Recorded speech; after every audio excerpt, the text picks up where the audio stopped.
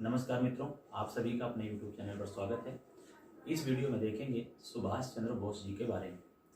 हर एक प्रतियोगी परीक्षाओं में यहाँ से प्रश्न बनते हैं और UPSSC के अंतर्गत जो भी एग्जाम हो रहे हैं या आगे होंगे उसमें एक टॉपिक दे दिया गया है सुभाष चंद्र बोस जी। ठीक है, आइए जानते हैं इनके बारे में। सुभाष चंद्र बोस जन्म कब होता है?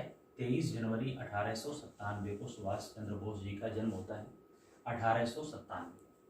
वर्तमान में 23 जनवरी को सुभाष चंद्र बोस जी की जयंती तो मनाते ही हैं, लेकिन इस दिन को पराक्रम दिवस के रूप में भी मनाते हैं। तो पराक्रम दिवस कब मनाया जाता है, प्रश्न पूछा जा सकता है। तो 23 जनवरी को। ये कब से प्रारंभ हुआ, इसका शुभारंभ कब से होता है पराक्रम दिवस मनाने का?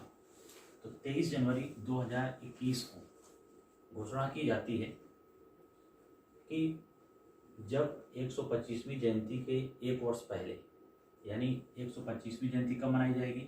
तो 23 जनवरी 2022 को मनाई जाएगी। तो उससे पहले घोषणा कर दी जाती है कि 23 जनवरी को पराक्रम दिवस के रूप में मनाया जाएगा। तो पराक्रम दिवस पहली बार कब मनाया गया? तो आपका उत्तर होगा 23 जनवरी 2021 को मनाया गया। उम्मीद करते हैं बात आपको समझ में आ चुकी। इसके बाद बात कर लेते हैं जन्म स्थान की। तो जन्म स्थान कहाँ पर है? तो कटक, जो कि उड़ीसा में है। उड़ीसा पहले होता है, वर्तमान नाम ओडिशा है। तो जन्म स्थान कटक, यहाँ से भी प्रश्न पूछा जा चुका है, महत्वपूर्ण है। इसके बाद देखते हैं पिताजी के बारे में। पिताजी का नाम होता है जानकीनाथ बोस। पिताजी का नाम जानकीनाथ बोस, वकील होते हैं। माता का नाम प्रभावती जी होता है। बात करें पत्नी का नाम क्या होता है? तो एमिली सेंकल। एमिली सेंकल पत्नी का नाम होता है, जो कि ऑस्ट्रिया की होती है, ऑस्ट्रिया। सबसे ज्यादा सुभाष चंद्र बोस जी प्रभावित किससे हुए? तो उत्तर होगा स्वामी विवेकानंद जी से। स्वामी विवेकानंद जी बोस जी के आध्यात्मिक गुरु भी हुए। उन्होंने अपना आध्यात्मिक गुरु किसे माना? तो स्वामी विवेकानंद जी को माना। बात कर लेते हैं राजनीतिक गुरु के रूप में किसने माना? तो देशबंधु चित्तरंजन दास, देशबंधु उपाधि है।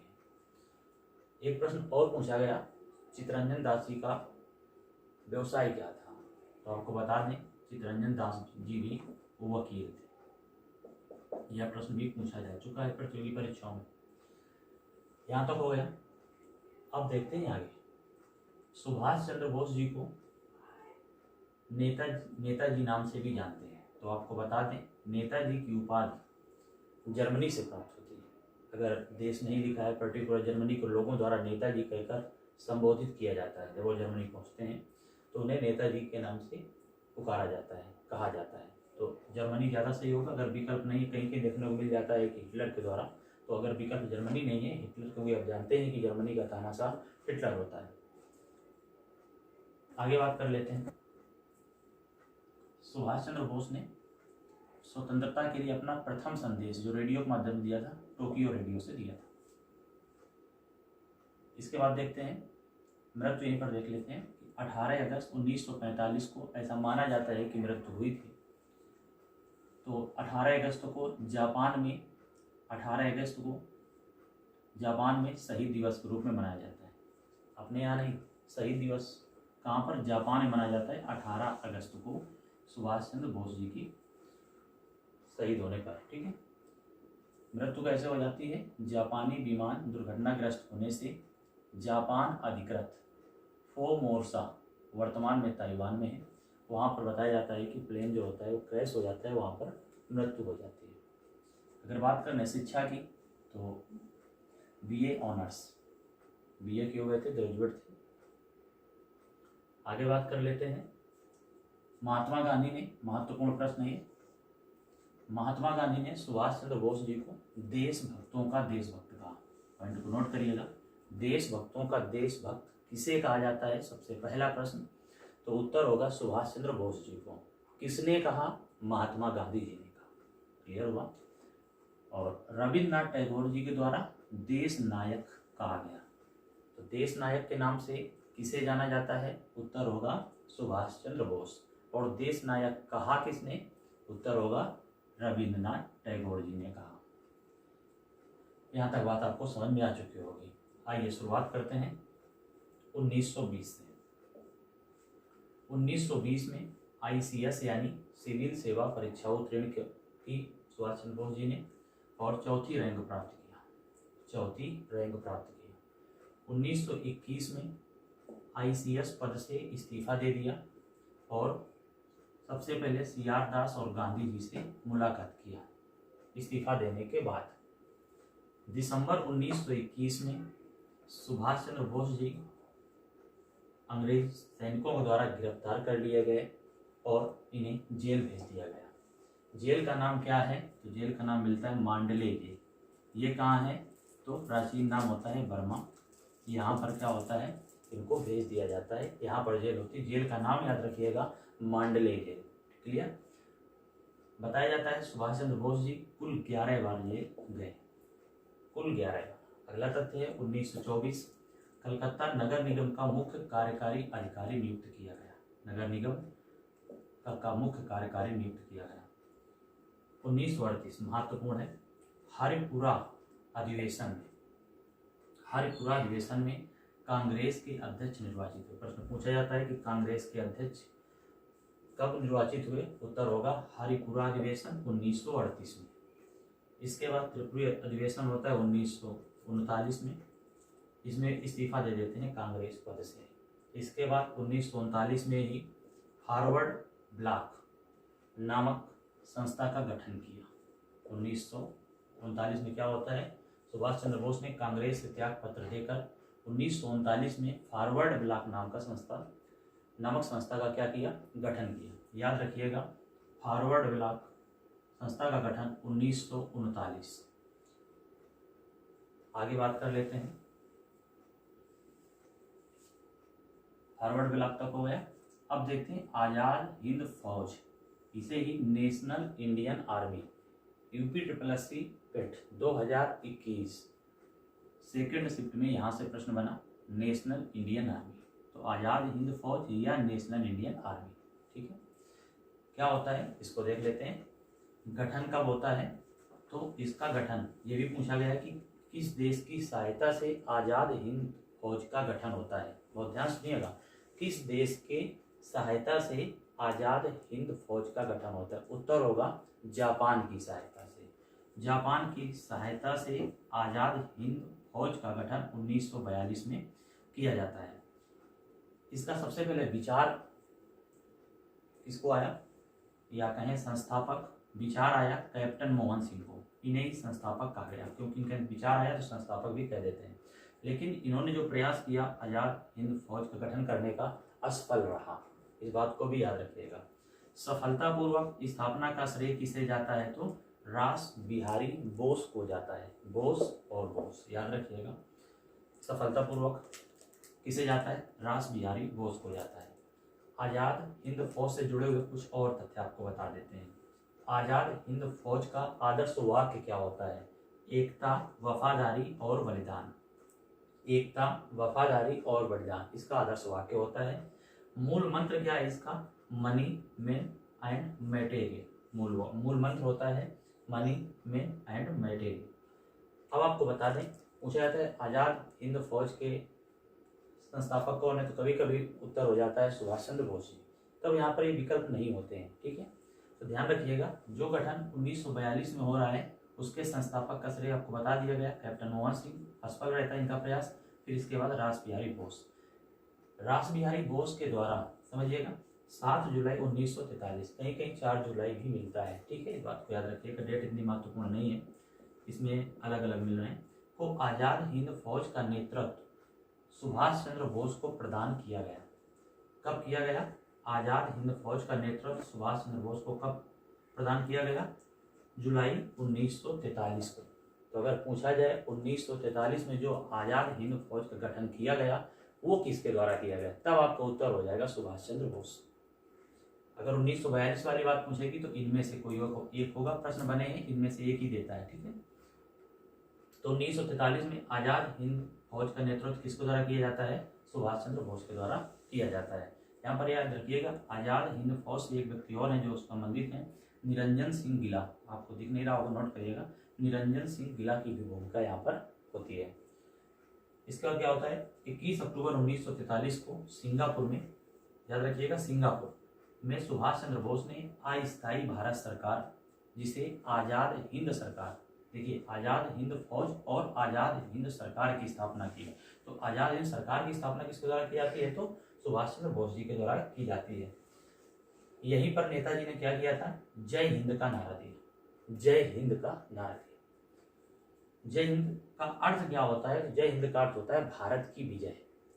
अब आज हर एक सैन्य विभाग में, पुलिस विभाग में जय हिंद नारा पॉपुलर हो चुका है, जिसका अर्थ होता है भारत की विजय। जय हिंद का अर्थ क्या हुआ, भारत की विजय। जय हिंद अगर पूछा जाए भारत का राष्ट्रीय नारा क्या है, तो क्या है, जय हिंद है। तो भारत का राष्ट्रीय नारा जय हिंद। अस्थायी भारत सरकार यानी आजाद हिंद सरकार के सुभाष चंद्र बोस राष्ट्रपति तथा सेना अध्यक्ष थे। यह नारा जो जय हिंद है, भारतीय क्रांतिकारी आबिद हसन सफरानी, ये फौजी होते हैं, ये भी फौजी होते हैं, आबिद हसन सफरानी द्वारा दिया गया था, यानी प्रतिपादित किया गया था। जिस तरह से आपको बता दें, इंकलाब जिंदाबाद, आपसे पूछा जाए इस नारे का प्रतिपादन किसको द्वारा किया जाता है, तो इस नारे का प्रतिपादन हजरत मोहानी के द्वारा किया जाता है। और पॉपुलर किसके द्वारा किया जाता है, तो वो होगा उत्तर भगत सिंह। इस बात को याद रखिएगा, ये दोनों नारा बहुत ही महत्वपूर्ण है, आबिद हसन सफरानी द्वारा किया गया था।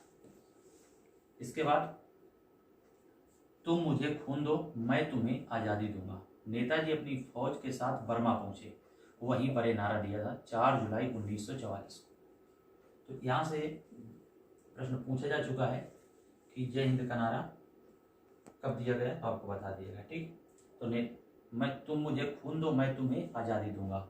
नेताजी ने अपनी फौज के साथ जब बर्मा पहुंचते हैं तब वहीं ये नारा दिया। कब दिया, 4 जुलाई 1944 को दिया। इसके बाद आपको आगे बताते हैं, जब आज़ाद हिंद फौज का पुनर्गठन किया गया किसके द्वारा, हाँ इस तरह से भी प्रश्न पूछा जा सकता है, पुनर्गठन किसके द्वारा, उसके संस्थापक कौन थे, तो उत्तर सुभाष चंद्र बोस हो जाएगा। सुभाष चंद्र बोस जी ने एक महिलाओं के लिए भी रेजिमेंट बनाया। स्वतंत्रता संग्राम में शामिल होने के लिए सुभाष चंद्र बोस ने महिलाओं के लिए अलग बटालियन बनाई, जिसका नाम रानी झांसी रेजिमेंट रखा, ठीक है ना, रानी झांसी रेजिमेंट रखा, यानी रानी लक्ष्मीबाई के नाम पर इस रेजिमेंट का नाम रखा, याद रखिए। आजाद हिंद फौज के जो संगठन का गीत जब सैनिक चलते थे, तो गीत कौन सा था, कदम कदम बढ़ाए जा खुशी के गीत गाए जा। इस गीत की धुन को गाते हुए सैनिक आगे बढ़ते थे। आपको आगे बता दें, अंडमान और निकोबार से जुड़ा हुआ तथ्य, जापान के द्वारा अंडमान और निकोबार सुभाष चंद्र बोस जी को सौंप दिया जाता है अधिकार। और सुभाष चंद्र बोस जी क्या करते हैं, तो अंडमान का नाम बदलकर शहीद द्वीप कर देते हैं और निकोबार का नाम बदलकर स्वराज द्वीप कर देते हैं। तो आपको यहाँ तक बातें समझ में आ चुकी होंगी। इसके बाद देखते हैं सुभाष चंद्र बोस जी की पुस्तकें कौन सी महत्वपूर्ण हैं। पहली पुस्तक यहाँ पर लिखी हुई है, द इंडियन स्ट्रगल, भारत का संघर्ष। द इंडियन स्ट्रगल, भारत का संघर्ष। अगर पूछा जाए सुभाष चंद्र बोस जी की आत्मकथा कौन सी है, तो एक भारतीय तीर्थ यात्री, इस इंग्लिश में क्या कहेंगे, an Indian Pilgrim, an Indian Pilgrim. लेकिन एक विशेषता इसकी याद रखिएगा, प्रश्न पूछा जा सकता है, यह अपूर्ण आत्मकथा है, यह अपूर्ण आत्मकथा है, यह अपूर्ण आत्मकथा है। क्लियर। आजाद हिंद फौज या नेशनल इंडियन आर्मी, इससे संबंधित और महत्वपूर्ण समझते हैं। 30 दिसंबर 1943 को शहीद द्वीप और स्वराज द्वीप पर सुभाष चंद्र बोस ने स्वतंत्र भारत का ध्वज फहराया। आपको बताया कि जो नाम बदलते हैं वहाँ पर पहले क्या कर देते हैं, सुभाष चंद्र बोस स्वतंत्र भारत का ध्वज फहरा देते हैं, ठीक है। अगली बात समझते हैं, आज़ाद हिंद फौज का जो हेडक्वार्टर होता है वो पहले सिंगापुर में होता है। सुभाष चंद्र बोस ने आज़ाद हिंद फौज का हेडक्वार्टर सिंगापुर से क्या कर दिया, रंगून में आज़ाद हिंद फौज का हेडक्वार्टर बनाया। तो याद रखिएगा हेडक्वार्टर से जुड़ा हुआ तथ्य। अगर बात कर लें इंडियन नेशनल आर्मी यानी आज़ाद हिंद फौज का जो ध्वज था उसमें प्रतीक किसका था, तो दहाड़ते हुए शेर का चिन्ह था। याद रखिएगा, दहाड़ते हुए शेर का चिन्ह उनके प्रतीक में था। बात कर लेते हैं, एक प्रश्न पूछा गया कि दिल्ली चलो नारा किस वर्ष दिया गया। एसएससी में पूछा गया प्रश्न है 5 जुलाई 1943 को। ये 5 जुलाई नहीं पूछा गया, लेकिन इसको ही आपको सन याद रखना है। 1943 को नेताजी ने सिंगापुर के टाउन हॉल, इतना भी दिया था, केवल वर्ष पूछा गया था, सिंगापुर के टाउन हॉल के सामने सुप्रीम कमांडर बन जाते हैं आज़ाद हिंद फौज के। आपको बताया गया कि जब नेतृत्व प्राप्त करते हैं जिसके सुप्रीम कमांडर होते हैं, सुप्रीमो होते हैं, सुप्रीम कमांडर के रूप में सेना को संबोधित किया और दिल्ली चलो का नारा दिया। तो दिल्ली चलो का नारा किस वर्ष देते हैं? 1943 में देते हैं। और आज़ाद हिंद फौज का नेतृत्व कब करते हैं? 1943 में करते हैं। अगली बात समझते हैं, 6 जुलाई 1944 को उन्होंने रंगून रेडियो स्टेशन से महात्मा गांधी के नाम एक प्रसारण जारी किया और राष्ट्रपिता कहकर आशीर्वाद और शुभकामनाएं मांगी। तो यहाँ से प्रश्न ये पूछा जाता है कि महात्मा गांधी जी को राष्ट्रपिता कहकर किसने संबोधित किया या किसने कहा? उत्तर हो जाएगा सुभाष चंद्र बोस जी ने कहा। कब कहा? तो उत्तर है 6 जुलाई 1944 को। यहीं पर नेताजी ने क्या किया? रंगून रेडियो स्टेशन से महात्मा गांधी के नाम एक प्रसारण जारी किया और राष्ट्रपिता कहकर आशीर्वाद और शुभकामनाएं मांगी।